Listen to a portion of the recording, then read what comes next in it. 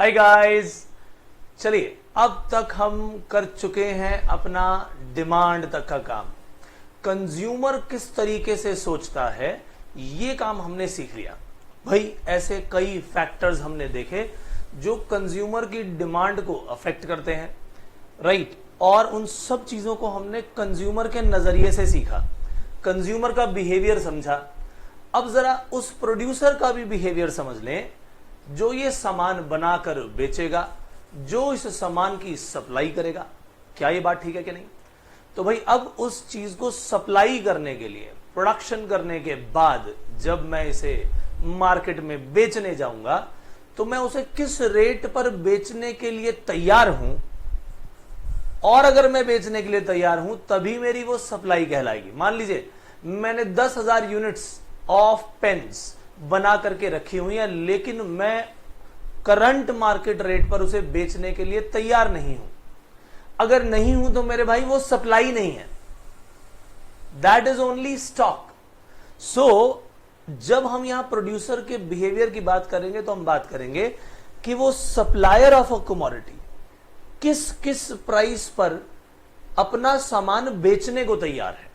So there is a difference between supply and stock. Stock का मतलब which I am not going to sell, I'm not willing to sell at the current price which is being offered. But when I talk about supply, that means वो amount जिस पर मैं अपना सामान बेचने को तैयार हूं, राइट। तो यहां पर हम बात करने जा रहे हैं दोस्तों सप्लाई की। और सप्लाई का मतलब एक सेलर जिन डिफरेंट रेट्स पर या प्राइसेस पर अपने द्वारा बनाया गया ये स्टॉक, जो भी उसने स्टॉक बनाया हुआ है, अब वो इस स्टॉक को अगर बेचने को तैयार है, ये सारा उसका स्टॉक है, तो अगर वो व्यक्ति अपना ये स्टॉक बेचने को तैयार है, कौन? हमारा ये मिस्टर सेलर, तभी हम कहेंगे कि भाई जरा बताओ वो कौन कौन से प्राइसेस हैं जिस पर वो अपना स्टॉक बेचने को तैयार है। आप कहोगे ये रहे वो डिफरेंट प्राइसेस, तो हम कहेंगे ठीक है भैया, इसका मतलब जब सेलर अपना सामान वेरियस प्राइसेस पर बेचने को तैयार है, जब उसे प्राइस मार्केट में मिला 1 रुपया, 2 रुपया, 3 रुपया, 4 रुपया, तो इसके हिसाब से क्वांटिटी सप्लाइड वो बढ़ाता गया, क्योंकि जितना प्राइस उसे ज्यादा मिल रहा है वो और ज्यादा बेचने के लिए उत्सुक हो जाता है। जब 1 रुपया मिल रहा है तो वो 10 यूनिट बेचने को तैयार है, 2 रुपए मिल रहे हैं तो वो 20 यूनिट बेचने को तैयार है, 3 पर 30, 4 पर 40, ज्यादा से ज्यादा सप्लाई बढ़ाना चाह रहा है। कब? जब उसे नजर आ रहा है कि भाई मेरी जेब में पैसा भी ज्यादा आ रहा है, पर यूनिट प्राइस मुझे आप ज्यादा दोगे तो भैया मैं अपनी क्वांटिटी सप्लाइड भी लगातार बढ़ा दूंगा। 10, 20, 30, 40 कर दिया उसने। क्या ये बात समझ में आई या नहीं? यानी आज अगर मैं सप्लाई के बारे में बात शुरू कर रहा हूं और इस सेलर के बिहेवियर को, इस प्रोड्यूसर के बिहेवियर को डिस्कस कर रहा हूं, तो ये बात तय रही कि ऐसे कई फैक्टर्स होंगे which will affect the quantity supply. So factors affecting quantity supplied भी बहुत सारे होंगे। बट इससे पहले कि हम बात करें कि ऐसे कौन से फैक्टर्स हैं, जैसे कि हमने ये price of the commodity itself ये ढूंढा, इसी के बेसिस पर हम पहले सप्लाई की डेफिनेशन क्यों ना कर लें, राइट। सो अगर मैं सप्लाई की डेफिनेशन बनाना चाहूं तो वो उसके इस पर्टिकुलर फैक्टर से ही जुड़ी हुई है। पहला फैक्टर जो फैक्टर अफेक्टिंग क्वांटिटी सप्लाइड आपके सामने नजर आ रहा है दोस्तों, इसमें सबसे पहला फैक्टर हमने कौन सा पढ़ा? Price of the commodity itself. Price of commodity itself, तो यही ऐसा फैक्टर है जो असल में इस सप्लाई को डिटरमिन भी करता है। तो मेन फैक्टर यही है। आइए इसी के बेसिस पर हम इस सप्लाई की डेफिनेशन की शुरुआत करें। ये वो क्वांटिटी ऑफ कमोडिटी है। तो मैं जब सप्लाई की बात कर रहा हूं तो इसका मतलब किसकी बात कर रहा हूं? मैं क्वांटिटी ऑफ कमोडिटी की बात कर रहा हूं। यानी मैं एज अ सप्लायर मैं कितनी क्वांटिटी बेचने को तैयार हूं एट द प्रिवेलिंग रेट्स। तैयार मैं तभी होऊंगा जब मैं उसको बेचने के काबिल होऊंगा, यानी मेरे पास उतना स्टॉक होगा तभी तो बेच पाऊंगा। So quantity of a commodity which a supplier is able, पहली बात तो एबल एंड विलिंग।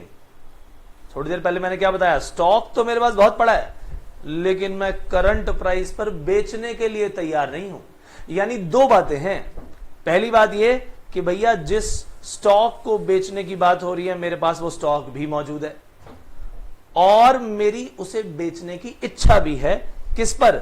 ये जो करंट प्रिवेलिंग प्राइसेस आपको नजर आ रहे हैं इस पर बेचने की इच्छा भी है। राइट। सो सप्लाई क्या हुई? आइए देखें।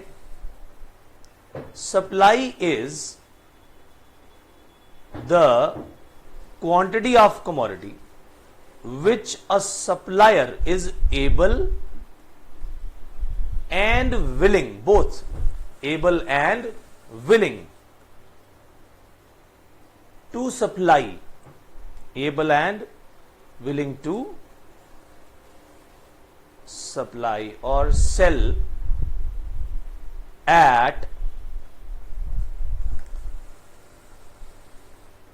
given prices। given prices का मतलब जो मार्केट में उसे प्राइसेस मिल रहे हैं। तो भैया मैं एज अ सप्लायर कितनी क्वांटिटी ऑफ कमोडिटी बेचने को तैयार हूं और उसको बेचने के काबिल भी हूं। बेचने को तैयार जब बात हुई तो इसका मतलब टू सप्लाई एंड सेल। किस पर? क्या फ्री में? नहीं, एट गिवन प्राइसेस। और वो प्राइसेस की एक रेंज हो सकती है, जैसे कि मैंने ये गिवन प्राइसेस की रेंज दिखाई 1 2 3 4। ये सब क्या है? ये एक रेंज है कि ₹1 में इतनी क्वांटिटी सप्लाई करने को तैयार हूं। अगर ₹2 पर यूनिट मिलेंगे तो मैं ज्यादा बेच दूंगा। यहां पर जिस हम प्राइस की बात कर रहे हैं दोस्तों, ये क्या है? ये है पर यूनिट प्राइस। 1 यूनिट का इतना मिल रहा है, ध्यान रखिएगा। यहां हम बात कर रहे हैं प्राइस पर यूनिट, यानी average price, price per unit. Is that very clear to you? और यहां हम ये सब बातें किसकी कर रहे हैं? Number of units supplied. Right. तो भैया अगर फैक्टर्स की बात करें प्राइस ऑफ कमोडिटी इटसेल्फ, तो भैया तुम मुझे जितना ज्यादा प्राइस देने के लिए ऑफर करोगे मैं अपनी क्वांटिटी सप्लाइड उतनी ही बढ़ाता जाऊंगा। मैं तो और ज्यादा बेचूंगा भैया तुम्हें। जब तुम मुझे पर यूनिट का प्राइस बढ़ा कर दोगे तो मैं और मेहनत करूंगा, तुम्हें और बेचने के लिए सारे के सारे काम करूंगा। यानी इसका मतलब यह हुआ कि प्राइस और क्वांटिटी सप्लाइड में डायरेक्ट रिलेशन हो गया। कैसा रिलेशन हो गया? डायरेक्ट। यानी अगर मैं 1 से 2 3 4, यानी प्राइसेस मेरे 1 से 2 जा रहे हैं, 2 से 3 जा रहे हैं, 3 से 4 जा रहे हैं, तो ये प्राइसेस बढ़ रहे हैं। तो भैया मैं सप्लाई भी बढ़ाता जा रहा हूं 10 20 30 40। लेकिन अगर उल्टा राउंड लगा लूं एक, कैसे? 4 से प्राइस मिल रहा है मार्केट में 3, तो भैया मैं सप्लाई भी 40 से 30 कर दूंगा, घटा दूंगा। आप कहते हो नहीं जी मैं तो 3 से केवल ₹1 ही प्राइस दूंगा, डायरेक्ट घटा दूंगा प्राइस। तो सप्लायर कहेगा ठीक है भैया मैं 10 ही दूंगा तुम्हें, क्योंकि मैं तो ज्यादा तब बेचने में इंटरेस्टेड हूं जब आप मुझे ज्यादा प्राइस दो। राइट। तो डायरेक्ट रिलेशन हो गया। यानी अगर मैं एक तरफ प्राइस ले लूं, प्राइस ऑफ कमोडिटी, और दूसरी तरफ ले लूं क्वांटिटी सप्लाइड, कि मैं कितनी क्वांटिटी सप्लाई कर रहा हूं, क्वांटिटी सप्लाइड, तो मेरे दिमाग में केवल एक चीज है कि भैया तुम मुझे प्राइस ₹1 दे रहे हो तो मैं तुम्हें 10 यूनिट्स बेच रहा हूं। अगर तुम मुझसे ये कहते हो कि चिंता मत करो जी, हम तुम्हारा प्राइस बढ़ा देते हैं, तो मैं कहूंगा टेंशन वाली क्या बात है, मैं फिर अपनी क्वांटिटी बढ़ा दूंगा, ज्यादा बेचने को तैयार हूं मैं। आप कहते हो लो जी लो, जरा और प्राइस बढ़ा देते हैं आपका, बढ़ा करके 3, मैं कहता हूं लो फिर मेरी तरफ से भी तुम क्वांटिटी ज्यादा ले लो, जितना प्राइस मुझे मार्केट में ज्यादा मिलेगा मैं तो उतना ही ज्यादा बेचने को तैयार हूं। यानी इस वक्त अगर आप इस सप्लाई कर्व की तरफ नजर डालें तो क्या ये आपको अपवर्ड स्लोपिंग नजर आ रही है या नहीं? यानी सप्लाई क्यों बढ़ती चली जा रही है? क्योंकि जैसे जैसे मुझे प्राइस ज्यादा मिल रहा है वैसे वैसे मैं सप्लाई भी ज्यादा करने को तैयार हूं। और अगर इन पॉइंट्स को ज्वाइन कर दिया तो मुझे ज्वाइन करने के बाद आखिरकार क्या ये अपवर्ड स्लोपिंग सप्लाई कर्व नजर आ रही है या नहीं? यानी सप्लाई कर्व हमेशा ये अपवर्ड स्लोपिंग होगी। Is that clear? तो दोस्तों हम इसे लिख देते हैं अपवर्ड स्लोपिंग। और प्राइस में और क्वांटिटी सप्लाइड में, इन दोनों में कैसा रिलेशन नजर आ रहा है? Direct relation. Is that so or not? Yes. सो ये था हमारा पहला फैक्टर ऑफ क्वांटिटी सप्लाइड। ये है दोस्तों प्राइस ऑफ कमोडिटी इटसेल्फ। अच्छा एक बात बताओ, क्या एक प्रोड्यूसर केवल एक ही कमोडिटी बनाता है हमेशा? ऐसा तो नहीं होता। एक प्रोड्यूसर एक से ज्यादा कमोडिटीज भी बना सकता है। तो मान लीजिए हमारे ये mister supplier, mister big Moustache, इनका नाम क्या है? मिस्टर बिग मुस्टैश, बड़ी बड़ी मूछें हैं इनकी। तो मिस्टर बिग मुस्टैश जो हैं क्या करते हैं? ये स्टेशनरी बनाते हैं, पेन्स भी बनाते हैं, पेंसिल भी बनाते हैं। अब भैया मार्केट में इसको किसी एक चीज से ऐसा लगाव नहीं है कि जी मुझे पेन बनाने से बड़ा प्यार है, या मुझे ना पेंसिल बहुत ज्यादा अच्छी लगती है, पेंसिल मुझे पेन से ज्यादा अच्छी लगती है। एक सप्लायर के लिए अच्छा या बुरा कुछ नहीं होता, जानते हो, केवल एक चीज होती है कि भैया जिससे नोट ज्यादा मिलेंगे मैं काम वही शुरू कर दूंगा। और क्या, मुझे आप पेन इसके प्राइसेस बढ़ा दो मेरा फिर जलवा देखो, मैं सारी की सारी जान उठा के किस में लगा दूंगा? अपने पेन्स बनाने में लगा दूंगा। उधर आप बोलो जी पेंसिल के ज्यादा पैसे मिलेंगे, पेंसिल में अल्टीमेटली ज्यादा मुनाफा होगा, तो भैया मैं इसे बनाऊंगा, इसे ज्यादा बेचूंगा। अगर नहीं भी बना रहा और मैं खाली ट्रेडर हूं तब भी मेरी यही थिंकिंग है, ज्यादा पैसा मिलेगा तो मैं ज्यादा बेचूंगा, कम पैसा मिलेगा तो कम बेचूंगा। और दो में कंपैरिजन करना पड़ गया कि ए बनाऊं या ये बी बनाऊं, तो इन दोनों में भी मुझे जहां पर लगेगा कि मुझे ज्यादा मुनाफा है मैं तो उसी के अंदर ज्यादा प्रोडक्शन बना दूंगा। इसका मतलब यह हुआ कि अगर पेन के प्राइसेस मार्केट में से ज्यादा मिलते हैं तो इसके प्राइसेस के बढ़ने का इंपैक्ट इसकी रिलेटेड गुड पर, अदर गुड पर क्या होगा? सवाल यह है। क्वेश्चन मैं दोबारा रिपीट करता हूं। अगर मार्केट में पेन के प्राइसेस ज्यादा मिलते हैं इस पर्टिकुलर सेलर को, तो भैया वो आखिरकार इस पेंसिल के साथ क्या सलूक करेगा? कितनी क्वांटिटी बनाएगा? क्या वो इसकी quantity supplied of this pencil बढ़ा देगा या घटा देगा?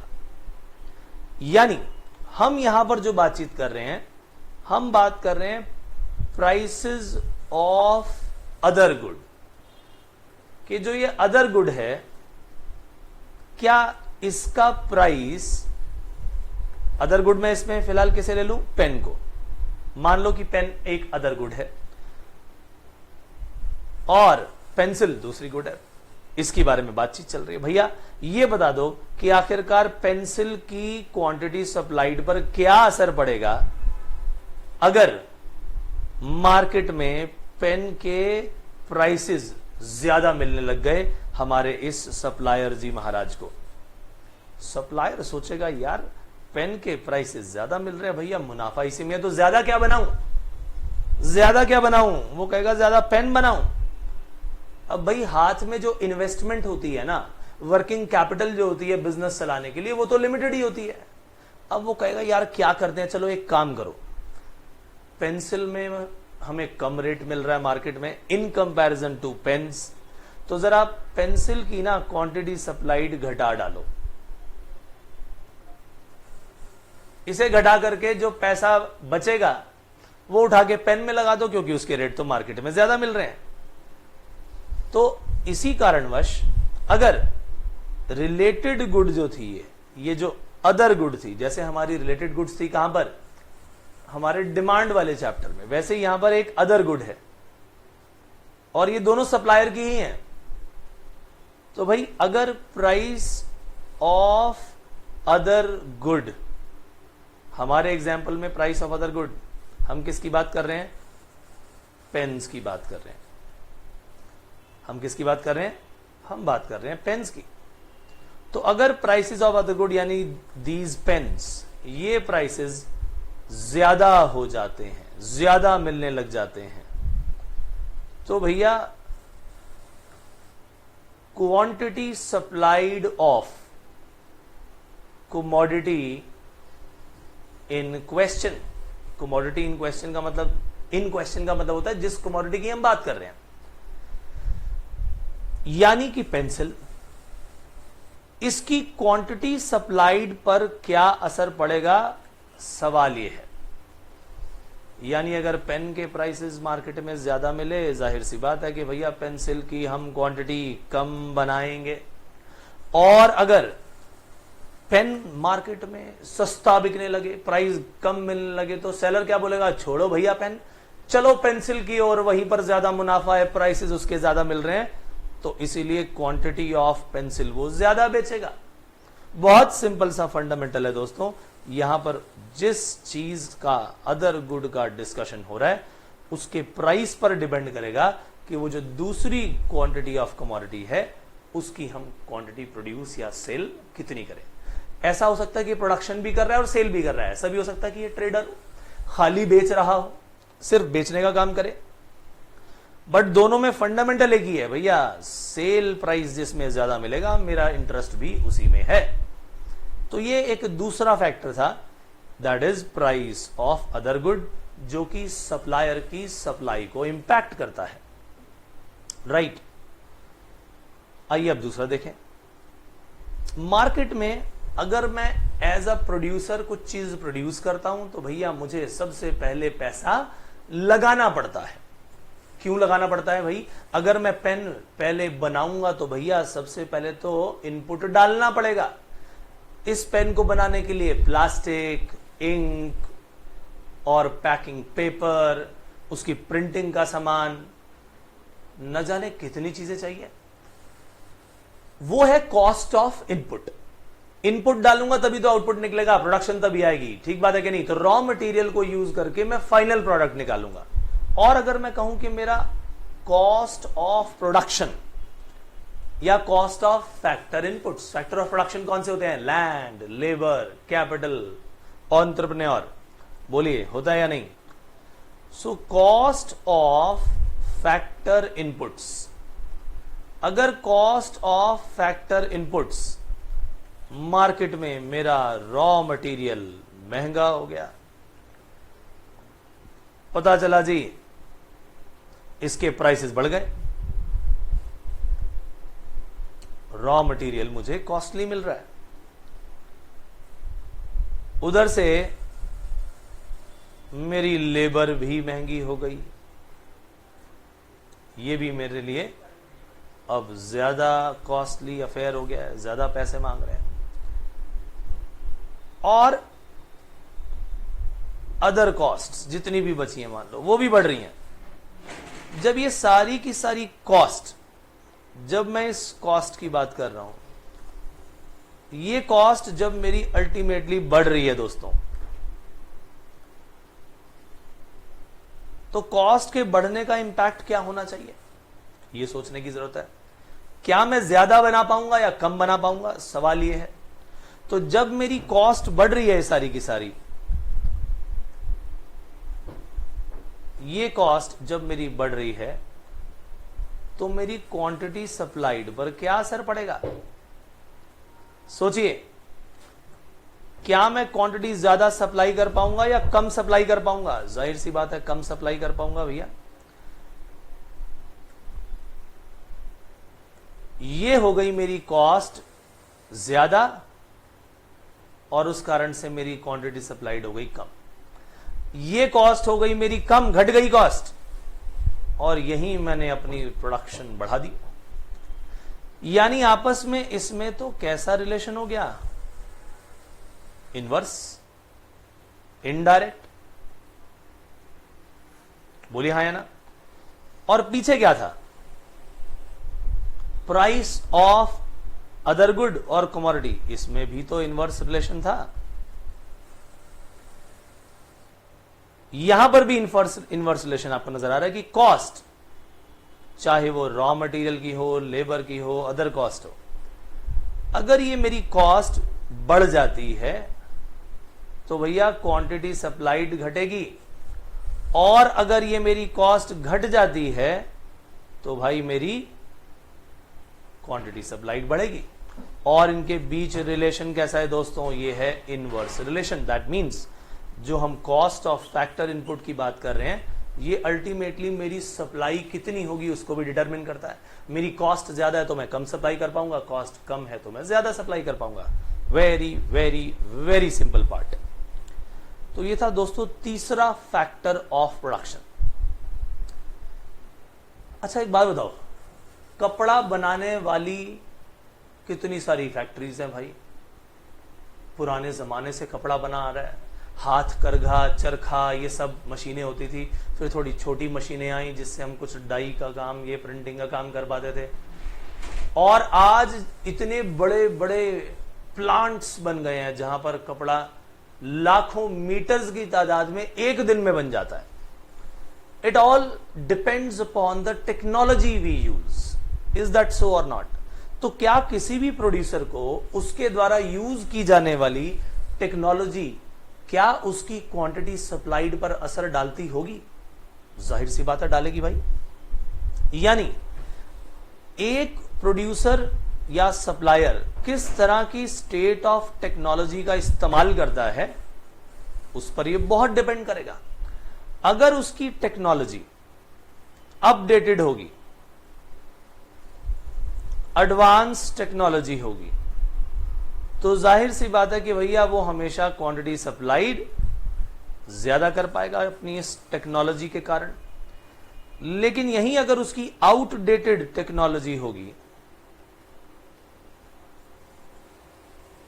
सुपीरियर नहीं है, इंफीरियर टेक्नोलॉजी होगी, तो क्या क्वांटिटी सप्लाइड बढ़ पाएगी? कभी भी नहीं। तो स्टेट ऑफ टेक्नोलॉजी की अगर मैं बात करूं तो उसमें अगर मेरी टेक्नोलॉजी कैसी है, अपडेटेड एंड एडवांस्ड टेक्नोलॉजी होगी, तो मेरे भाई मेरी क्वांटिटी सप्लाइड का लेवल भी ज्यादा ही होगा। लेकिन अगर मेरी आउटडेटेड या इंफीरियर टेक्नोलॉजी होगी तो मैं क्वांटिटी सप्लाइड भी कम कर पाऊंगा। क्या ये बात ठीक है कि नहीं? तो हमने देखा इस क्वांटिटी सप्लाइड का behaviour with reference to technology which is being used by the supplier, right. यानी इसमें क्या हो गया, अपडेटेड बढ़िया टेक्नोलॉजी तो भैया ज्यादा सप्लाई, अदरवाइज कम सप्लाई। चलिए 4 हमने ऐसे पॉइंट्स पढ़ लिए जो कि बहुत ही ज्यादा इंपॉर्टेंट थे। अब जरा टैक्सेस पर आ जाओ। गवर्नमेंट आपसे टैक्सेस ज्यादा लेती है अगर प्रोडक्शन के, तो आपके हाथ में जो वर्किंग कैपिटल थी वो भैया टैक्सेस के रूप में गई। बोलो हाँ या ना? यानी अगर गवर्नमेंट अपने टैक्सेस को, अपने इस टैक्सेस के रेट को बढ़ा देती है तो मेरी क्वांटिटी सप्लाइड पर पॉजिटिव असर पड़ेगा या नेगेटिव? नेगेटिव पड़ेगा। इसका मतलब ये जब टैक्सेस बढ़ेंगे तो मैं क्वांटिटी सप्लाइड कम कर पाऊंगा, और अगर टैक्सेस घटेंगे तो जाहिर सी बात है मैं क्वांटिटी सप्लाई ज्यादा कर पाऊंगा। यानी टैक्सेस एंड क्वांटिटी सप्लाइड का आपस में कैसा रिलेशन हो गया? इनवर्स। ज्यादा टैक्सेस अगर टैक्सेस हैं मोर तो क्वांटिटी होगी कम, अगर टैक्सेस होते हैं लेस, आपने उन्हें कर दिया रिड्यूस, तो समझ लीजिए कि आपकी क्वांटिटी सप्लाइड बढ़ जाएगी। तो मोर taxes lesser the quantity supplied, lesser the taxes, more is the quantity supplied। यानी टैक्स रेट भी अपने आप में एक बहुत बड़ा फैक्टर है which determines the quantity supplied by the supplier। तो मेरे भाई 5 पॉइंट्स हम ऑलरेडी देख चुके हैं। अब मैं आपको थोड़ा सा ना प्रोड्यूसर के बिहेवियर के बारे में बताता हूं, उसकी सोच के बारे में कि आखिरकार उसके कमाने के तरीके क्या होते हैं। कई लोग कहते हैं भाई हम तो अपनी बड़ी नीश मार्केट में पैसा लगाकर उसे बेचेंगे, चीजों को गिने चुने लोग होंगे लेकिन हम चार्जेस ज्यादा लेंगे। यानी हमारा मकसद क्या है, कम बनाओ, नीश प्रोडक्ट बनाओ, बहुत कम मार्केट में अवेलेबल हो और जम के पैसा लो उसका। यानी आपका काम है प्रॉफिट मैक्सिमाइजेशन, कि भैया हमारी जेब में पैसा ज्यादा आना चाहिए। यानी इधर हम बात कर रहे हैं गोल ऑफ द फर्म की। अगर मेरा गोल प्रॉफिट मैक्सिमाइजेशन है कि भैया मुझे तो किसी भी हाल में प्रॉफिट को मैक्सिमाइज करना है, अब आप कहोगे यार हर एक ऑर्गेनाइजेशन, हर एक सप्लायर यही तो सोचता है कि भैया प्रॉफिट मैक्सिमाइज करो। अगर आप ऐसा सोचते हैं तो दोस्तों आप थोड़ा सा कम दिमाग लगा रहे हैं, और दिमाग लगाइए।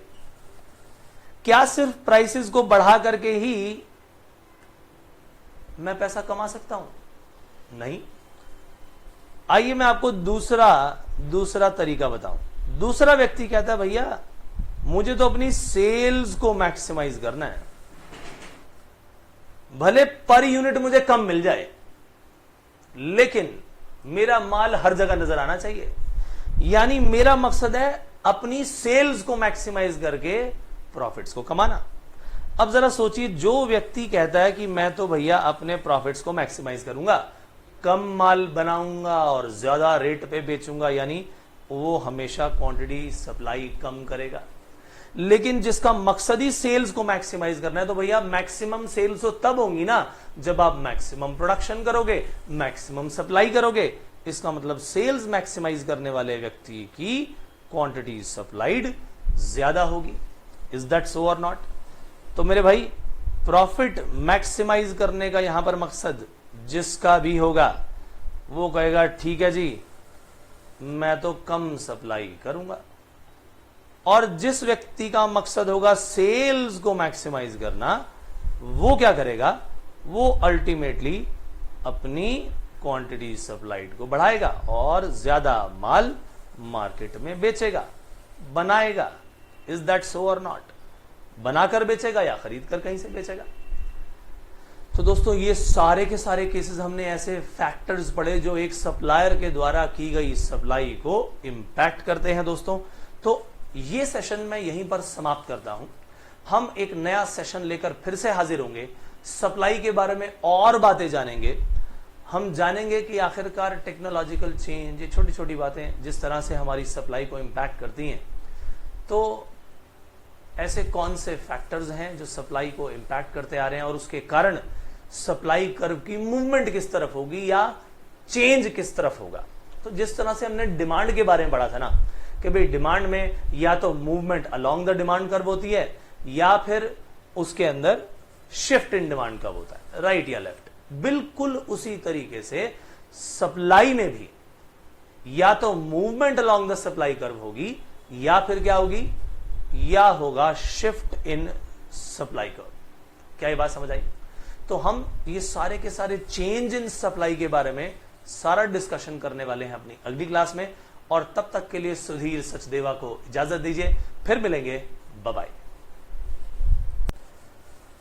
Hello guys, how are you? So today let us start our next part. We have finished our supply and factors affecting supply. Last time हमने ये सीखा कि भाई कौन कौन से ऐसे फैक्टर्स हैं जो कि सप्लाई को इंपैक्ट करते हैं और जिस तरह से हमने लॉ ऑफ डिमांड पढ़ा था, जिसमें हमने प्राइस के बेसिस पर लॉ ऑफ डिमांड को डिफाइन किया कि भाई ये लॉ हर जगह अप्लाई होगा, कीपिंग अदर थिंग्स कांस्टेंट, वैसे ही लॉ ऑफ सप्लाई भी होगा। फिर हम इसके बाद चेंज इन सप्लाई की बात करेंगे, जिसमें मूवमेंट और शिफ्ट की बात होगी। तो फंडामेंटल दोस्तों वैसे ही निकल के आएंगे, बस हमें सप्लायर साइड से सोचना है। तो अगर मैं बात करूं कि भाई जरा फटाफट से उन फैक्टर्स को रिमाइंड करा दो कि वो फैक्टर्स आखिरकार कौन से थे।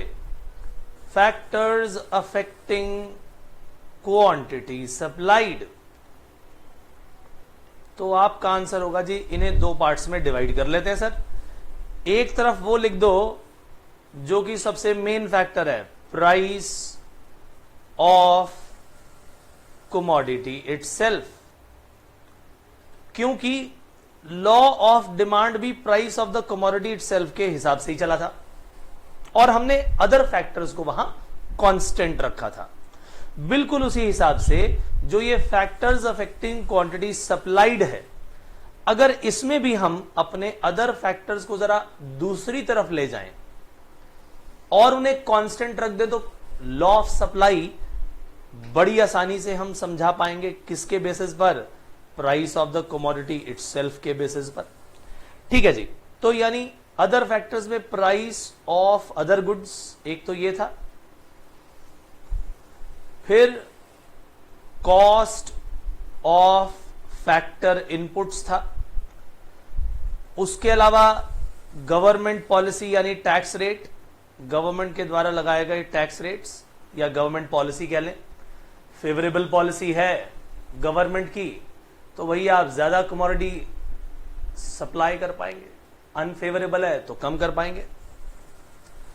बिल्कुल उसी तरीके से एक और फिर हमने चीज सीखी थी कि अगर मेरी टेक्नोलॉजी अपग्रेडेड है तो सारा काम आसान। तो टेक्नोलॉजी के बेसिस पर भी हमने एक काम सीखा था। फिर हमने सीखा था गोल ऑफ द फर्म क्या है, मकसद क्या है। Goal of the firm,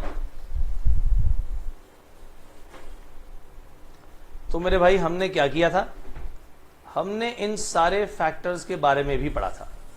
price of other goods, cost of input, government tax rate या गवर्नमेंट पॉलिसी आप कह लें, टेक्नोलॉजी और गोल ऑफ द फर्म। तो दोस्तों अगर मैं इन सारे अदर फैक्टर्स को कांस्टेंट रख दूं, यानी ये 2, 3, 4, 5, 6 जो भी आपको नजर आ रहे हैं, अगर मैं इन सबको कांस्टेंट रखूं यानी इनका असर अगर ना हो, मान लिया जाए, और केवल price of the commodity itself he change हो, तो हम क्या कर रहे हैं, हम चेंज किसे कर रहे हैं, प्राइस ऑफ द कमोडिटी को, और हम कांस्टेंट किसे रख रहे हैं, इन सारे के सारे फैक्टर्स अदर देन प्राइस को। अब हम कहें कि भैया जरा बताओ कि सप्लाई कैसा बिहेव करती है, तो यहीं से हमारा लॉ ऑफ सप्लाई निकल के आ जाएगा, जिसकी शुरुआत ही क्या होगी, कीपिंग अदर थिंग्स कांस्टेंट या सेट्रिस पेरिबस पढ़ा था हमने। Keeping other factors affecting quantity supplied as constant, हमने उन्हें क्या रखा हुआ है दोस्तों, कांस्टेंट रखा हुआ है। लॉ ऑफ सप्लाई की बात कर रहे हैं। अदर फैक्टर्स को अगर हमने कांस्टेंट रखा और हमने बताया सप्लाई का और प्राइस का क्या रिलेशन है, ये तो आपने देख ही लिया था कि भाई जैसे जैसे आपको प्राइस ज्यादा मिलता चला जाएगा एज अ सप्लायर, आप उतनी ही सप्लाई बढ़ाते जाएंगे, क्योंकि फायदा इसी में ही है आपका। यानी यहां पर हमने देखा कि सप्लाई एक अपवर्ड स्लोपिंग कर्व थी, तो यानी प्राइस का और क्वांटिटी सप्लाइड का डायरेक्ट रिलेशन नजर आया था। बोलिए हां या ना, क्या इसका डायरेक्ट रिलेशन नजर आया था हमें या नहीं? Yes. So keeping other factors as constant, quantity supplied of a commodity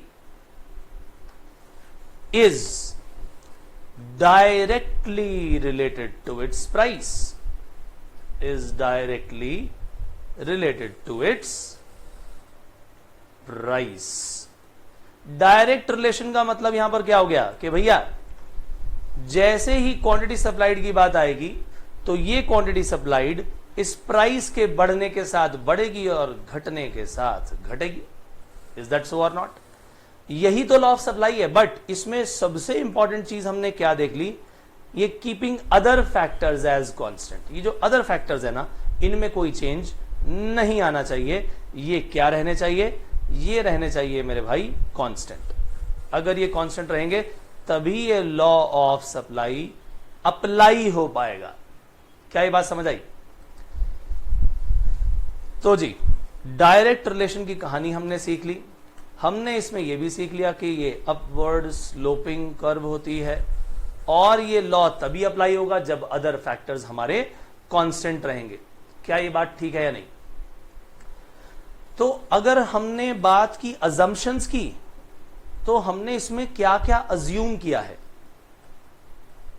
assumptions of law of supply क्या अज्यूम किया आपने? 1 2 3 4 5. अगर मैं इसमें से एक काट दूं तुम्हें कुछ याद दिलाने के लिए और कहूं कि दूसरा फैक्टर क्या था? Price of other goods. Short में लिख देता हूं, याद है आपको? Price of other goods. फिर क्या था हमारे सामने? Cost of inputs, technology, government policy, goal of the firm. इन सब में कोई चेंज नहीं आया. ये सब सेम है. ये सब सेम है. तो इसका मतलब जब हम इन अजम्पशंस की बात कर रहे हैं लॉ ऑफ सप्लाई की, तो इसका मतलब जो अदर फैक्टर्स है ना दोस्तों, हमने उन्हें बिल्कुल सेम रखा हुआ है. Is that very very clear to you? यहीं पर हमारा लॉ ऑफ सप्लाई दोस्तों खत्म होता है. अब मुझे एक बात बताओ, इन्हीं फैक्टर्स में से हमें अब निकालना है कि आखिरकार जब प्राइस में चेंज आएगा, प्राइस ऑफ कमोडिटी इटसेल्फ, तो उस केस में कैसे होगा? हमने देखा कि प्राइस बढ़ते ही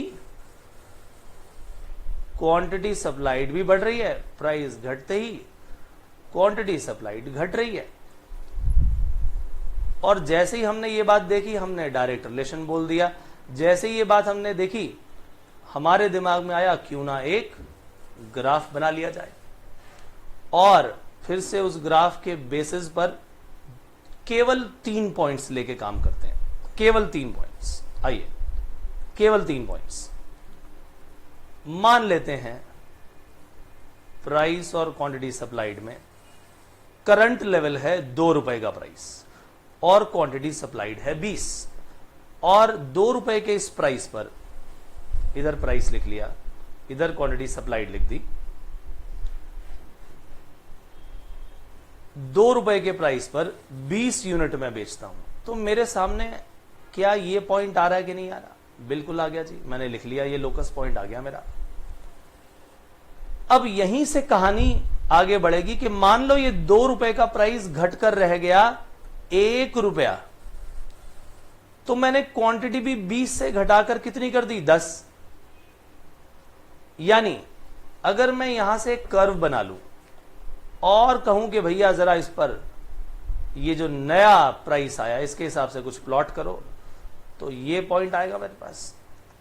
मैं इस ए पॉइंट पर था दोस्तों, अब नीचे आकर के मैं बी पॉइंट पर पहुंच गया. ए की कर्व में डाउनवर्ड मूवमेंट हो गई.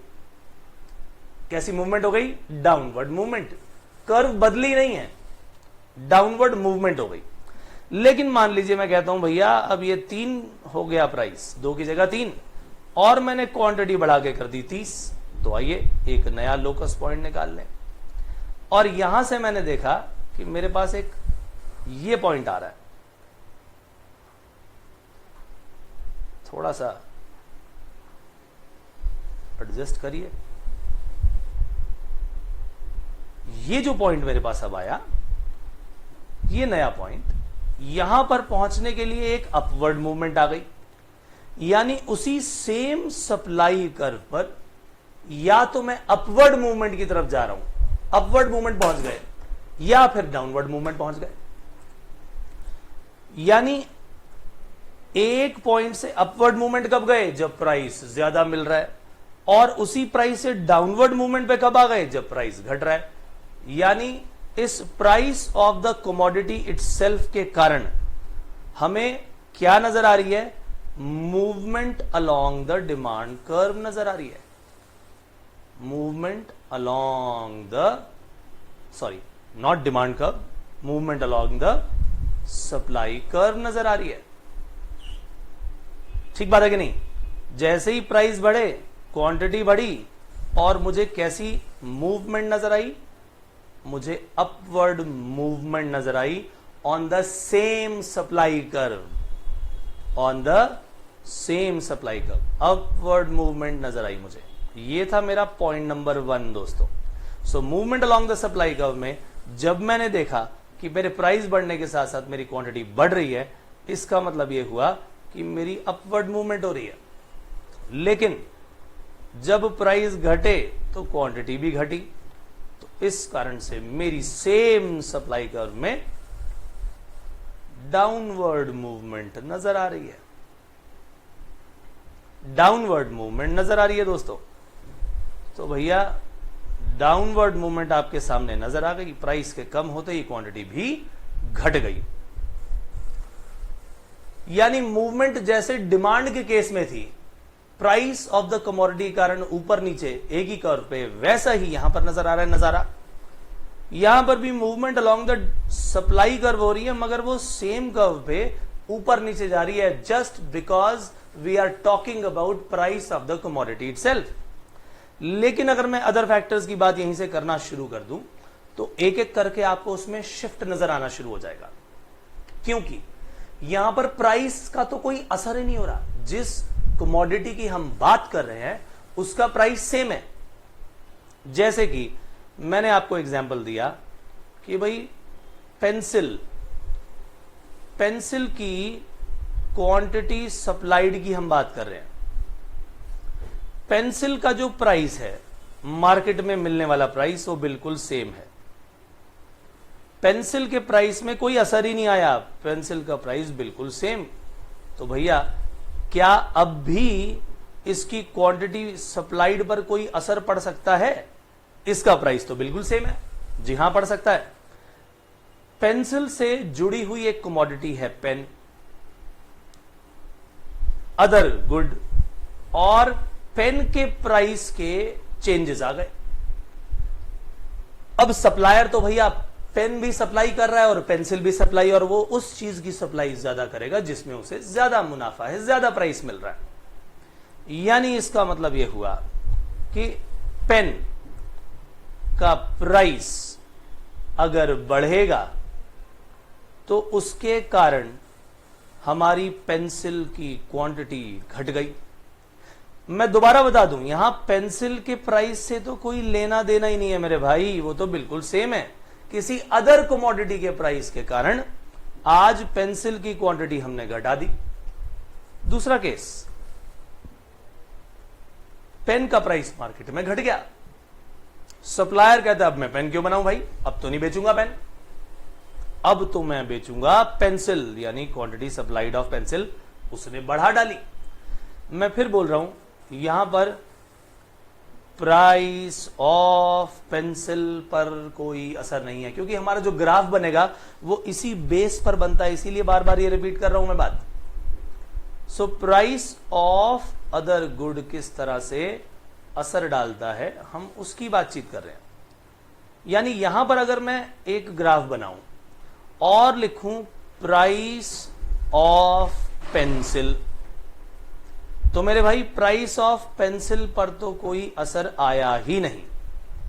हम पहले मान लीजिए, हम पहले बना रहे थे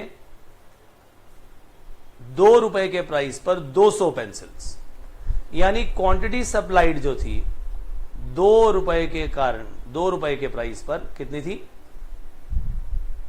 प्राइस ऑफ पेंसिल, मैं 3 चीजें दे रहा हूं आपको यहां पर लिख के, ध्यान से देखिएगा।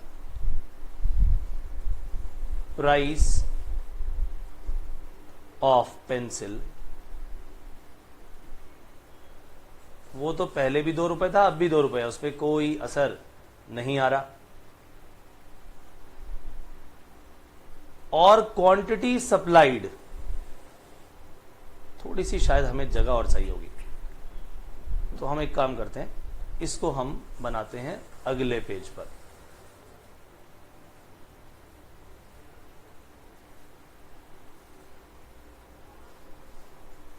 प्राइस किसका? पेंसिल का। पेंसिल का प्राइस 2 रुपए ही है, करंट प्राइस 2 रुपए मान लो।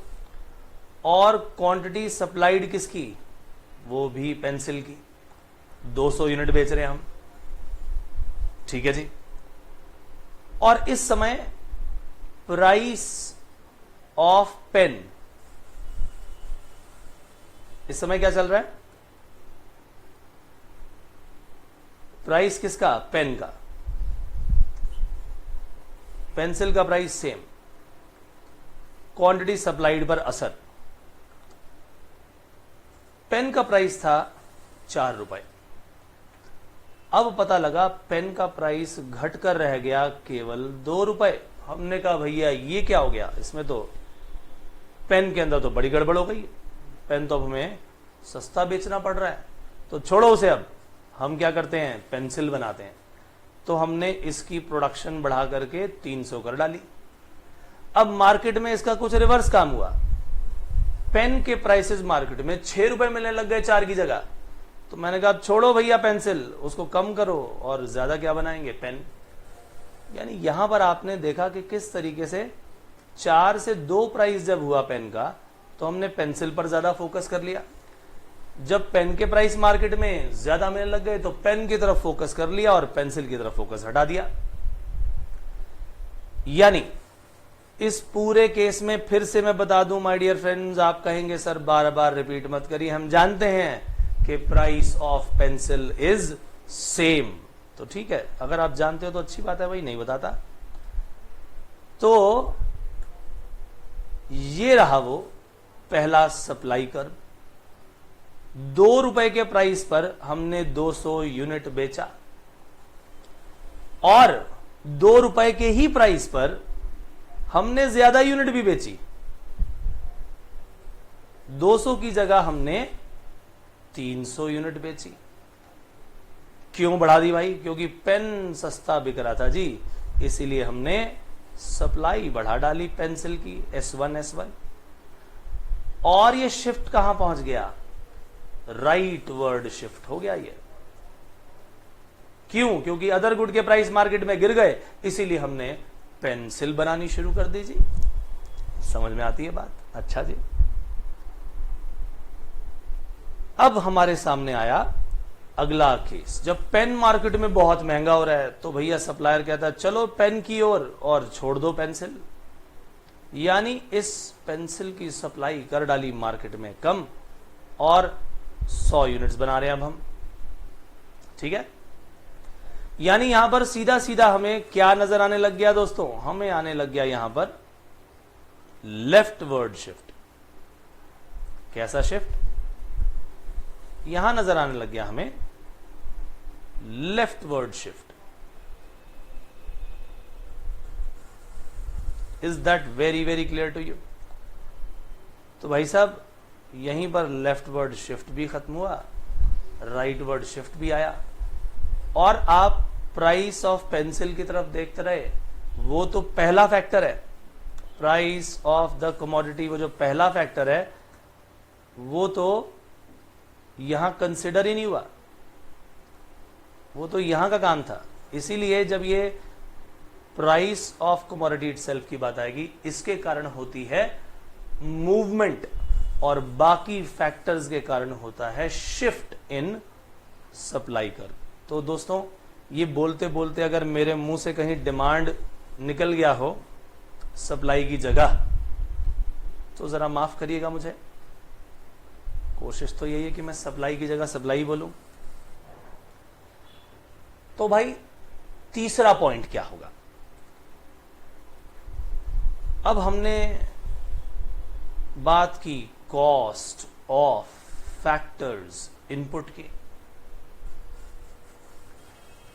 यहां पर भी अगर हम बातचीत करें, मान लीजिए रॉ मटेरियल की,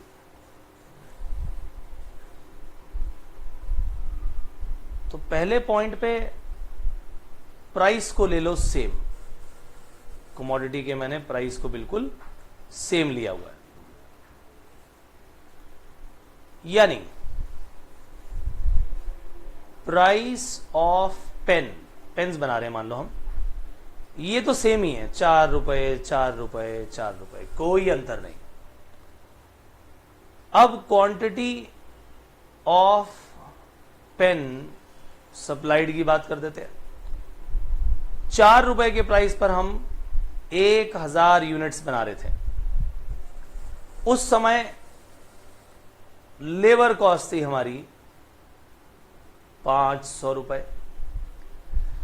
मान लो लेबर कॉस्ट बढ़ जाती है, लेबर कॉस्ट बढ़ के हो गई 600 रुपए।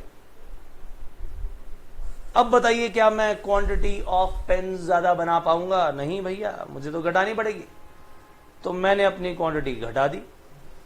इसके विपरीत जब पता लगा मुझे कि भाई लेबर कॉस्ट घट गई, तो मैंने अपनी क्वांटिटी बढ़ा डाली, क्योंकि मेरे पास पैसा बचने लगा। मैंने ज्यादा रॉ मटेरियल खरीद के ज्यादा काम कर लिया, अच्छी बात है। यानी इधर भी पेन का मार्केट में क्या प्राइस मिल रहा है उससे कोई रिलेशन नहीं है, क्योंकि भाई वो प्राइस ऑफ पेन पूरी तरह से सेम है, उसमें तो कोई चेंज ही नहीं आ रहा। चेंज जो आ रहा है क्वांटिटी सप्लाइड में आने लगा। क्यों आने लगा भाई? प्राइस ऑफ पेन तो बिल्कुल सेम था। अरे भाई प्राइस ऑफ पेन तो सेम था, लेकिन किसी अदर फैक्टर के कारण ये चेंज आने लग गया। और वो अदर फैक्टर कौन सा था जरा बता दीजिए मुझे। अदर फैक्टर था मेरे भाई वो लेबर, जिसके कारण ये चेंज आया। पहले कोई समस्या नहीं थी, 1000 यूनिट्स बन रही थी 500 रुपए लेबर पर। जब पता लगा जी लेबर हो गई महंगी, तो हमने क्वांटिटी घटा डाली। जब पता लगा कि लेबर हो गई हमारी सस्ती, तो हमने क्वांटिटी बढ़ा डाली। अगर मैं इसके लिए ग्राफ बनाऊं तो इसमें बहुत ही आसान काम होगा। यहां मुझे प्राइस लेना है, किसका? Price of pen. वो तो भाई सेम है, 4 रुपए, उसमें तो कोई अंतर ही नहीं आया। फिर भी मेरी क्वांटिटी 1000 हो गई, 1000 से 1200 भी हो गई, 1000 से 800 भी हो गई। क्यों हो गई भाई? पहले तो हमारी 1000 की ही सप्लाई थी, फिर ये बढ़ी क्यों? क्योंकि मार्केट में लेबर सस्ती हो गई। लेबर सस्ती हो गई तो हमने सप्लाई को बढ़ा डाला, राइटवर्ड शिफ्ट हो गया। तो पहले थे यहां पर, फिर पहुंच गए यहां पर, और फिर देखा कि लेबर हो गई महंगी, तो प्राइस इस पेन का 4 रुपए ही रहा, कोई अंतर नहीं। फिर भी हमने अपनी सप्लाई घटा डाली। यानी प्राइस के सेम रहने के बावजूद मैं अपनी सप्लाई या तो बढ़ा रहा हूं या घटा रहा हूं, because of factors other than supply, price of the commodity supplied. तो यानी सप्लाई एसएस थी, वहां से S1 हो गई क्योंकि लेबर सस्ती हुई। यहां हम क्या कर रहे हैं? क्वांटिटी सप्लाइड ऑफ पेन की बात कर रहे हैं, और जो फैक्टर जो कि कॉस्ट है उसको अलग से सोच के ये सप्लाई या तो बढ़ रही है या घट रही है। और इधर सप्लाई हमने कब घटा डाली? सप्लाई हमने घटाई तब जब देखा कि लेबर हो गई महंगी। तो भैया यहां तक हमारा ये काम बिल्कुल क्लियर हो गया है। 3 फैक्टर्स हमने पढ़ लिए, और तीनों में ही हमने या तो पहले में मूवमेंट की बात की, दूसरे और तीसरे में हमने शिफ्ट की बात की। ये है कौन सा शिफ्ट भाई साहब? ये है राइटवर्ड शिफ्ट, ये क्या है लेफ्टवर्ड शिफ्ट। क्या ये बात समझ आई? बिल्कुल डिमांड की तरह का खेल चल रहा है, वहां पर डाउनवर्ड स्लोपिंग था, यहां अपवर्ड स्लोपिंग है, फर्क केवल इतना है। चलिए पॉइंट नंबर 4 की ओर चलूं। चौथे में हमने टेक्नोलॉजी की बात की है ना, टैक्स रेट की बात की इन सब में, तो टेक्नोलॉजी को पहले ले लेते हैं।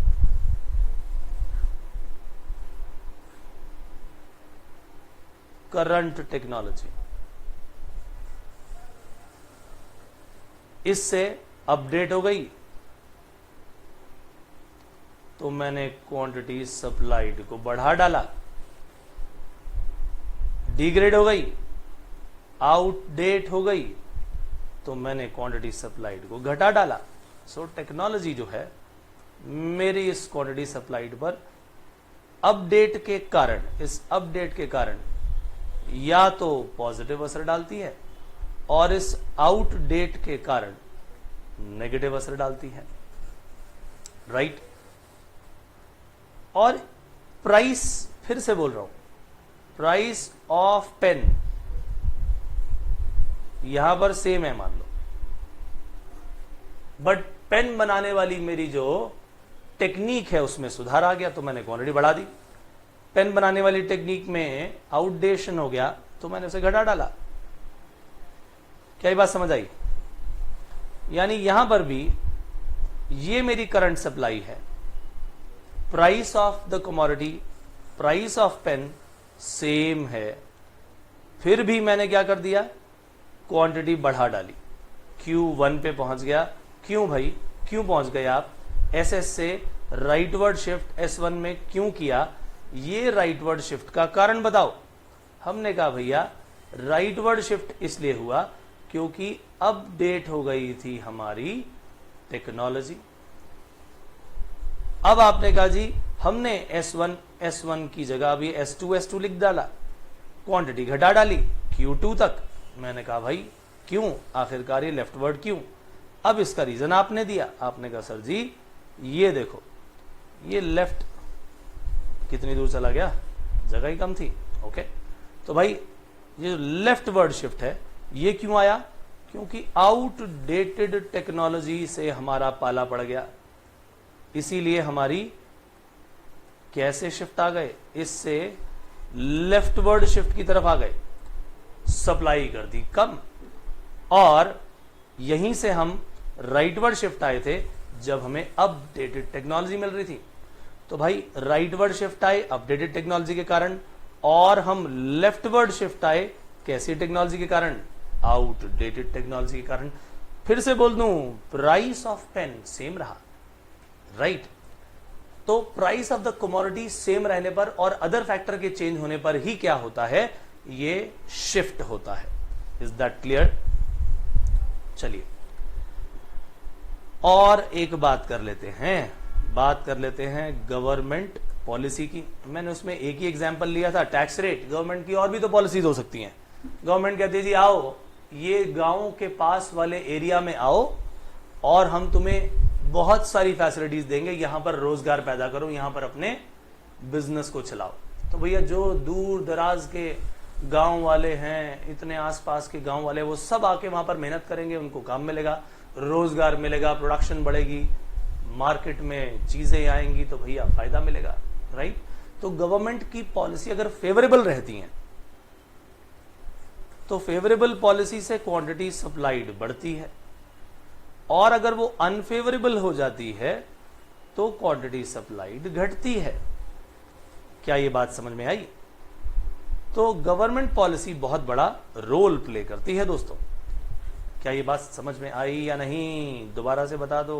ओके, तो फिर से मेरी सप्लाई कर्व यहां पर है, उस सप्लाई कर्व में राइटवर्ड शिफ्ट क्यों आएगा? यानी मेरी सप्लाई आखिरकार गवर्नमेंट पॉलिसी के कारण राइटवर्ड शिफ्ट क्यों होगी? सवाल मेरा ये है।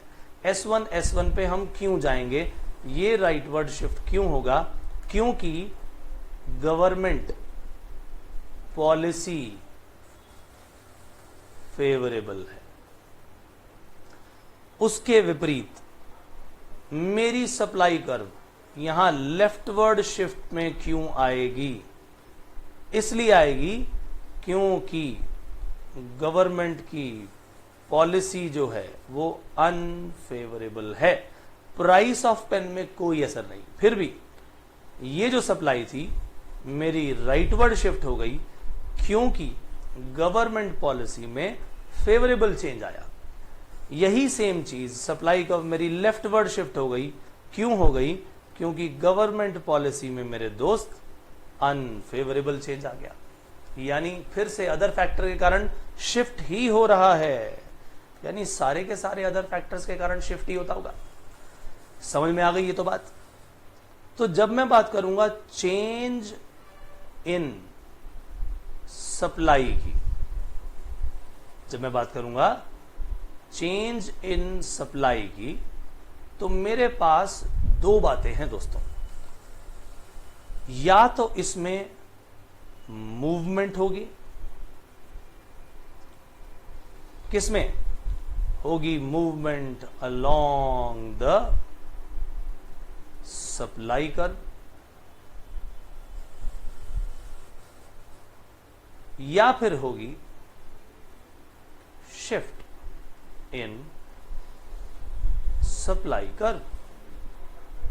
तो अगर मूवमेंट होगी तो उसमें हमने जो दो नाम वहां दिए थे वही दो नाम यहां देंगे, या तो बढ़ेगी या घटेगी।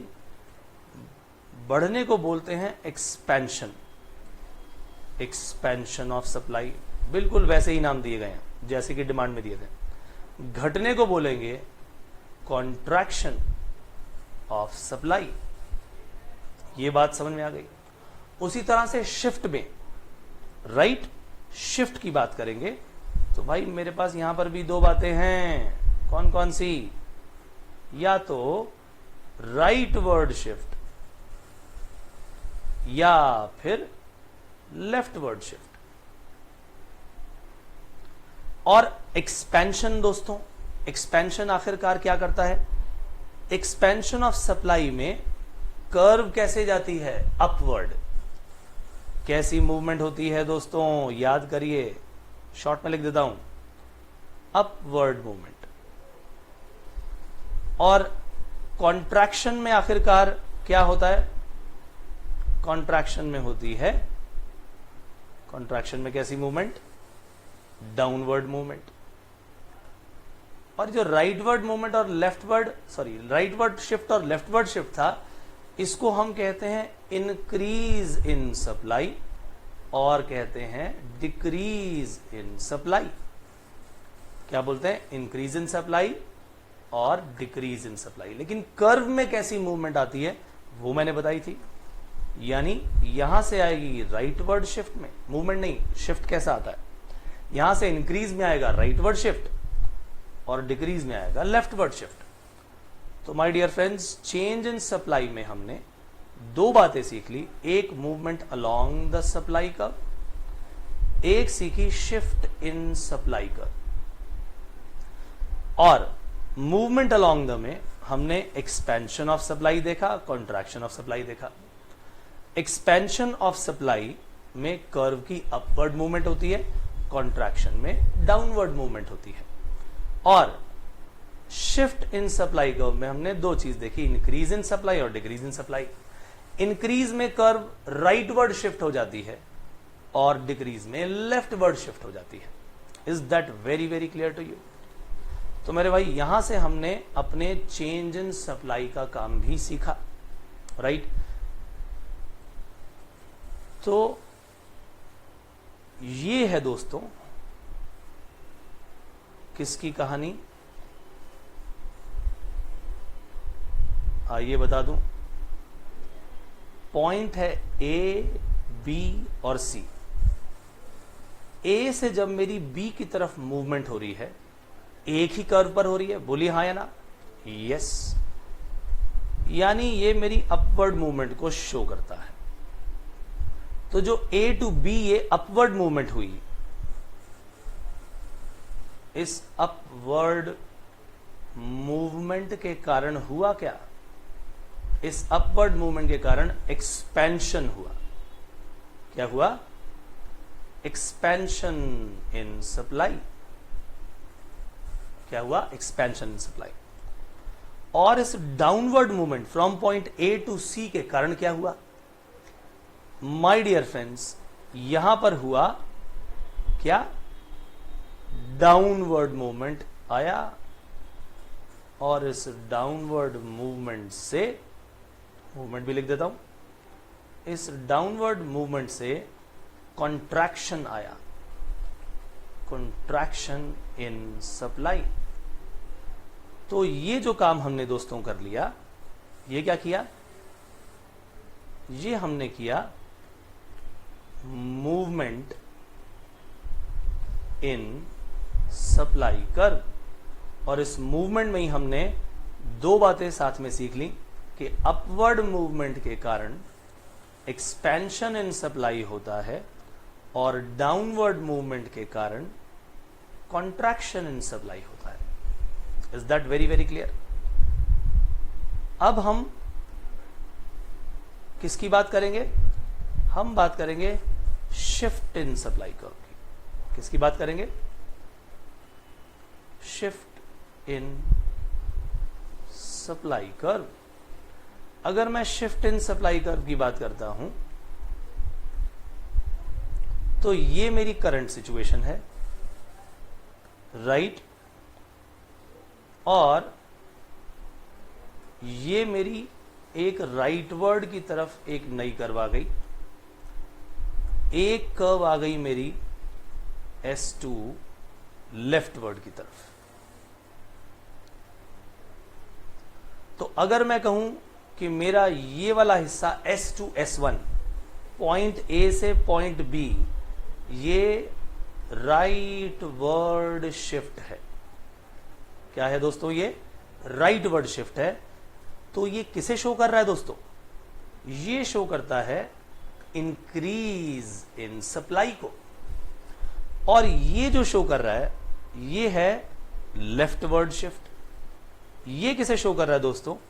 ये शो कर रहा है डिक्रीज इन सप्लाई को। यानी लेफ्टवर्ड शिफ्ट मेरे डिक्रीज इन सप्लाई को शो करता है, और ये जो राइटवर्ड शिफ्ट है दोस्तों, ये मेरा इंक्रीज इन सप्लाई को शो करता है। तो हमने शिफ्ट इन सप्लाई कर्व भी कर लिया, मूवमेंट भी कर लिया। शिफ्ट में दो चीजें आती हैं, increase in supply, decrease in supply. Increase किसके कारण होता है? इसमें राइटवर्ड शिफ्ट को शो करता है वो। Decrease in supply leftward shift को शो करता है। तो दोनों एक दूसरे के कारण ही है, राइट? डिक्रीज इन सप्लाई के कारण है अदर फैक्टर्स, राइट? और उसी के कारण शो करने के लिए मुझे लेफ्टवर्ड शो करना पड़ता है, राइट? तो हम मैं अब एक एक करके स्टेप की बात करता हूं। यहां मैं लिखूंगा फैक्टर्स अफेक्टिंग सप्लाई। ठीक है जी? पहला factor, price of the good या commodity. Price of the commodity अगर ये बढ़ता है, प्राइस ऑफ द कमोडिटी मुझे मार्केट में ज्यादा मिलता है, तो क्या होगा? और अगर कम मिलता है तो क्या होगा? प्राइस ऑफ द कमोडिटी जब मुझे ज्यादा मिला, तो मेरी इसमें मूवमेंट हुई। बताइए, इसमें मूवमेंट होगी या नहीं? मूवमेंट होगी या शिफ्ट होगा? इसमें होगी दोस्तों मूवमेंट। और वो भी कैसी? इसे मैं एक्सपेंशन कहूं या इंक्रीज कहूं, इसे कॉन्ट्रैक्शन कहूं या डिक्रीज कहूं। तो दोस्तों मैं इसे कहूंगा कि ये मेरे एक्सपेंशन हुआ, इंक्रीज नहीं है ये क्या है? एक्सपेंशन। और कॉन्ट्रैक्शन डिक्रीज तो कुछ हुआ ही नहीं। लेकिन अगर मैं कहूं कि price of the good market में गिरा, तो सप्लायर ने क्या किया और उसके कारण क्या हुई? मूवमेंट हुई। सेम सेम सप्लाई कर्व पे। अब जब उसमें कम रेट मिल रहा है तो वो सप्लाई को कॉन्ट्रैक्ट करेगा। इसे क्या बोलते हैं? कॉन्ट्रैक्शन। डिक्रीज नहीं बोलते, बिकॉज जो हमारा शिफ्ट इंक्रीज या डिक्रीज है ये होता है अदर फैक्टर्स के कारण। और हम यहां किसकी बात कर रहे हैं? Price of the commodity itself की बात कर रहे हैं। और price of the commodity itself में हमेशा मूवमेंट होती है, एक्सपेंशन या कॉन्ट्रैक्शन होता है। बढ़ने के कारण हमें यहां पर मूवमेंट नजर आएगी, एक्सपेंशन नजर आएगा, और घटने के कारण हमें मूवमेंट तो नजर आएगी मगर कॉन्ट्रैक्शन वाली नजर आएगी। Is that very very clear to you? तो यहीं से हमने फैक्टर्स अफेक्टिंग सप्लाई के बेसिस पर एक चार्ट बना लिया। अब मैं अदर फैक्टर्स की तरफ मूव कर रहा हूं। मान लीजिए कॉस्ट की बात कर लेता हूं, कॉस्ट ऑफ इनपुट की बात कर लेता हूं। कॉस्ट ऑफ इनपुट के केस में अगर मेरी यहां पर कॉस्ट बढ़ जाती है तो मैं क्या करूंगा? बढ़ने पर क्या होगा? हमें देखना पड़ेगा कि भैया यहां तो शिफ्ट होगी, राइट? क्योंकि ये फैक्टर अदर है, क्योंकि ये फैक्टर अदर है मेरे भाई, कॉस्ट ऑफ इनपुट है, इसी कारण से होगा क्या? बढ़ेगी ये या फिर घटेगी। ठीक बात है कि नहीं? और इसके कारण होगा क्या? या तो भैया शिफ्ट राइट होगा या लेफ्ट होगा। सीधी सीधी बात है। दोनों ही केसेस में होना शिफ्ट ही है। अब जब मेरी कॉस्ट बढ़ रही है, शिफ्ट भी होना ही होना है। कॉस्ट बढ़ने के कारण तो प्रोडक्शन सेल्स मैं कम करूंगा, तो इसीलिए मैं इसे कहूंगा डिक्रीज। इंक्रीज तो यहां हो ही नहीं सकता, इंक्रीज और डिक्रीज में से चूज करना है क्योंकि ये कहानी शिफ्ट की है। और अगर मेरी कॉस्ट घट गई तो शिफ्ट होगा राइटवर्ड यानी इंक्रीज। क्या ये बात समझ में आई? तो भैया ये है हमारे शिफ्ट की कहानी, इंक्रीज और डिक्रीज की कहानी। बिल्कुल इसी तरह से आपने डिसाइड करना है बाकी केसेस में भी, राइट? ये और तरीके से तो मैं करा ही चुका हूं, बस एक छोटी सी टेबल बना दी कि ये वाला हिस्सा शो किसको कर रहा है? Price of the commodity itself. ये सारे अदर फैक्टर्स हैं। अदर फैक्टर का एक एग्जांपल लिया है, ऐसे मल्टीपल एग्जांपल लेकर के आप इस पूरे के पूरे टॉपिक को फिनिश कर सकते हैं, राइट? तो अगर आपसे सवाल पूछा जाए जी एक्सपेंशन ऑफ सप्लाई में और इंक्रीज इन सप्लाई में क्या अंतर है, तो भैया ये प्राइस के कारण होता है, प्राइस ऑफ कमोडिटी, ये other than price of commodity. किसके कारण? Other than price of commodity. Is that very clear or not? और एक्सपेंशन में क्या होता है? एक्सपेंशन ऑफ सप्लाई में, एक्सपेंशन में मूवमेंट होती है कर्व के अंदर, और यहां पर क्या होता है? यहां पर शिफ्ट होता है। अब सवाल आता है कैसी मूवमेंट? एक्सपेंशन हो रहा है तो भैया अपवर्ड मूवमेंट होती है, ठीक है? और इंक्रीज है तो शिफ्ट हो रहा है तो ये राइटवर्ड शिफ्ट होती है, ये होती है राइटवर्ड शिफ्ट। इसमें आपकी मूवमेंट निचले पॉइंट से ऊपर पॉइंट तक जाती है, राइट? यहां पर आपकी सप्लाई कर्व राइटवर्ड शिफ्ट हो जाती है। As simple as this. तो हमने एक्सपेंशन और सप्लाई और इंक्रीज इन सप्लाई के बारे में डिस्कशन करा। उसी तरह से क्या हम कॉन्ट्रैक्शन ऑफ सप्लाई और डिक्रीज इन सप्लाई के बारे में भी सोच सकते हैं? बिल्कुल सोच सकते हैं जी। अगर मैं कॉन्ट्रैक्शन की बात करूं तो अगेन ये किसके कारण होता है दोस्तों? Due to price of commodity. और ये किसके कारण? ड्यू टू अदर फैक्टर्स के कारण। ठीक है जी। कॉन्ट्रैक्शन में क्या होती है? मूवमेंट होती है। और क्या होता है? और डिक्रीज में क्या होता है? शिफ्ट होता है। सिंपल। बट मूवमेंट कैसी होती है इस कॉन्ट्रैक्शन में? कॉन्ट्रैक्शन में जो मूवमेंट होती है दोस्तों वो डाउनवर्ड होती है। और अगर मैं डिक्रीज की बात करूं तो इसमें शिफ्ट कैसा होता है, शिफ्ट होता है लेफ्टवर्ड। क्या ये बात ठीक है कि नहीं? यानी अगर मैं इसके कर्व बनाना चाहूं तो अगर मैं इस सप्लाई कर्व के किसी ऊपर वाले पॉइंट पर हूं तो अल्टीमेटली मैं नीचे डाउनवर्ड की तरफ जाकर के इस तरफ शिफ्ट हो रहा हूं, इस तरफ मूव कर रहा हूं डाउनवर्ड की तरफ, राइट। तो ऊपर वाले पॉइंट से हम आ गए नीचे वाले पॉइंट पर, इस पॉइंट से आ गए हम निचले पॉइंट पर, ये है डाउनवर्ड। और अगर ये सप्लाई कर्व है तो मेरी यहां पर सप्लाई 1 बन गई और लेफ्टवर्ड में शिफ्ट हो गया। This is what is decrease in supply curve. तो दोस्तों हमने एक्सपेंशन, कॉन्ट्रैक्शन और डिक्रीज, इंक्रीज, ये सब क्या कहलाता है, कैसे होता है, इसको भी अच्छी तरह से सीख लिया। एक्सपेंशन, कॉन्ट्रैक्शन दोनों किस में आते हैं, मूवमेंट में। इंक्रीज, डिक्रीज दोनों किस में आते हैं, शिफ्ट में। एक्सपेंशन, कॉन्ट्रैक्शन यानी movement price of the commodity के कारण।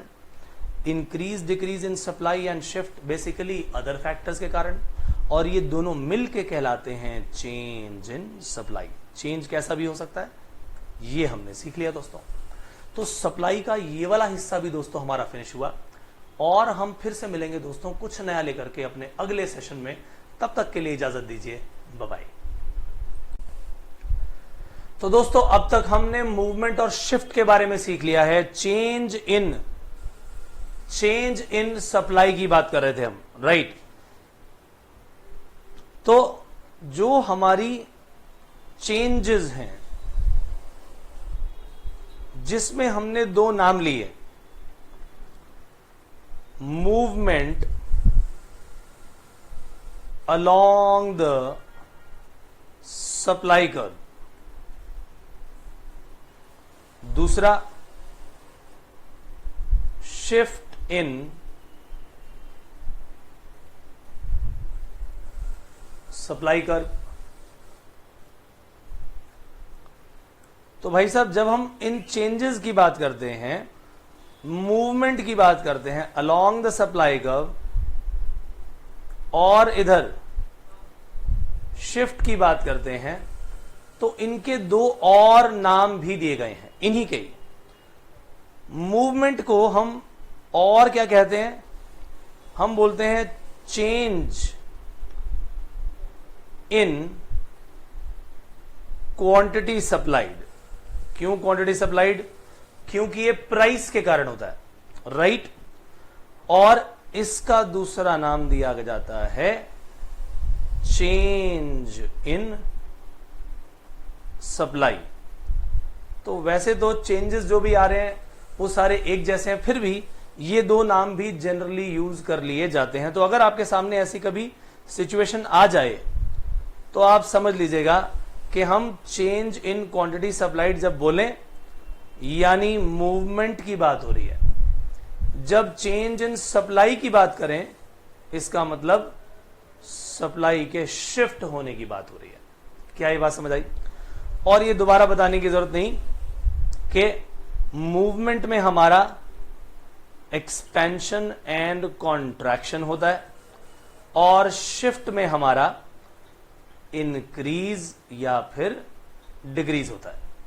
अब दोस्तों मैं आपके सामने कुछ एग्जांपल्स लेके आने वाला हूं और इन एग्जांपल में जरा देखकर बताइए कि इसमें मूवमेंट होगी या शिफ्ट होगा, या फिर मूवमेंट है तो एक्सपेंशन या कॉन्ट्रैक्शन होगा, और अगर ये शिफ्ट है तो इंक्रीज या डिक्रीज होगा, राइट। तो लिखा है इंक्रीज इन टैक्सेस, ये factor other than price of the commodity है। बोलिए हाँ या ना? यस। अदर फैक्टर के कारण कोई भी चेंज हो तो वो शिफ्ट होगा कर्व के अंदर, यानी इसका आंसर क्या हो गया? शिफ्ट। अब इसका इंपैक्ट देखते हैं। इंक्रीज इन टैक्सेस के कारण सप्लायर सप्लाई बढ़ाएगा या घटाएगा? घटाएगा। और अगर वो घटाएगा तो वो कॉन्ट्रैक्शन कहलाएगा या डिक्रीज कहलाएगा? डिक्रीज कहलाएगा, यानी ये डिक्रीज इन सप्लाई होगा। तो हमने यही दो चीजें बतानी है। अपडेटेड टेक्नोलॉजी, टेक्नोलॉजी अपग्रेड हो गई, बताइए इसके कारण क्या होगा? ये भी other than price of the commodity itself है तो शिफ्ट होगा। अपडेटेड टेक्नोलॉजी मिलने के कारण सप्लाई बढ़ेगी यानी कि इंक्रीज होगा, राइट? क्योंकि एक्सपेंशन और कॉन्ट्रैक्शन मूवमेंट के केस में होगा दोस्तों खाली। अब increase in cost of labour यानी कॉस्ट ऑफ इनपुट, ये भी अदर देन प्राइस है यानी यहां पर भी शिफ्ट होगा। लेकिन यहां कॉस्ट बढ़ रही है दोस्तों। अगर मेरी यहां कॉस्ट बढ़ रही है इसका मतलब क्या हो गया कि यहां पर क्या होने वाला है? यहां पर सप्लाई डिक्रीज हो जाएगी। फिर आ गया प्राइस ऑफ गुड्स इटसेल्फ यानी price of the commodity itself, यानी प्राइस की बात हो रही है दोस्तों, तो इसका मतलब यहां पर मूवमेंट होगी सप्लाई कर्व में। तो यहां लिख देते हैं मूवमेंट। और क्योंकि प्राइस घट रहे हैं इसलिए सप्लाई भी घटेगी यानी कॉन्ट्रैक्शन होगा दोस्तों। तो ये कॉन्ट्रैक्शन का पॉइंट है। फिर हमारी यहां पर प्राइस ऑफ अदर गुड्स बढ़ गए यानी अब उस गुड्स को प्रोड्यूस करेंगे और इसको नहीं करेंगे। ये price for the commodity itself है या प्राइस ऑफ अदर गुड्स है? क्वेश्चन दोबारा, ये price of the commodity itself है या प्राइस ऑफ अदर गुड्स है? अदर गुड्स है तो भैया factor other than price of the commodity itself. उसके अलावा है तो इसका मतलब यहां शिफ्ट होगा। अब देखते हैं कि इसका इंपैक्ट, प्राइस बढ़ गए उसके तो इस कमोडिटी की सप्लाई आप घटा दोगे, डिक्रीज होगा। चलिए कुछ और करते हैं। आउटडेटेड टेक्नोलॉजी दोस्तों अगर आउटडेटेड हो गई, ये भी फैक्टर अदर देन प्राइस हो गया तो शिफ्ट होगा। आउटडेटेड में टेक्नोलॉजी क्या हो जाएगी? घट गई। अपडेटेड में क्या हुआ था? सप्लाई बढ़ी थी। आउटडेटेड में घट जाएगी सप्लाई, डिक्रीज हो जाएगी। डिक्रीज इन टैक्सेस फायदे की बात हो गई। अदर देन प्राइस है तो शिफ्ट हो गया और इससे सप्लाई इंक्रीज होगी। क्या ये बात ठीक है कि नहीं? Increase in cost of raw material महंगा हो गया भाई साहब, कॉस्ट ऑफ इनपुट बढ़ गई तो होना तो यहां शिफ्ट ही है लेकिन सप्लाई हो जाएगी decrease. Increase in price of goods, goods itself ज्यादा पैसे मिल रहे हैं तो हम क्या करेंगे? ज्यादा बनाएंगे, जाहिर सी बात है ज्यादा बनाएंगे और यहां पर मूवमेंट होगी मेरे भाई। Is that very clear or not? Increase होगा। अब लिखा है goal of the firm changed from, कहां से चेंज हो गया? From profit maximisation to sales maximisation. अच्छा जी, तो पहली बात तो ये कि ये अदर देन प्राइस है तो शिफ्ट हो गया। और अब सेल्स को मैक्सिमाइज करना है तो ज्यादा बनाएंगे तभी तो बेचेंगे। इसका मतलब यहां पर सप्लाई हमारी बढ़ जाएगी, राइट? तो दोस्तों हमने ये वाला काम मूवमेंट शिफ्ट वाला जो किया था ये उसकी थोड़ी सी एक्सटेंशन थी, कुछ और बातें हमने समझी और यहीं पर हमारा ये वाला सेक्शन फिनिश होता है दोस्तों। हम मिलेंगे अपने अगले सेक्शन में कुछ इंटरेस्टिंग के साथ, तब तक के लिए बाय बाय।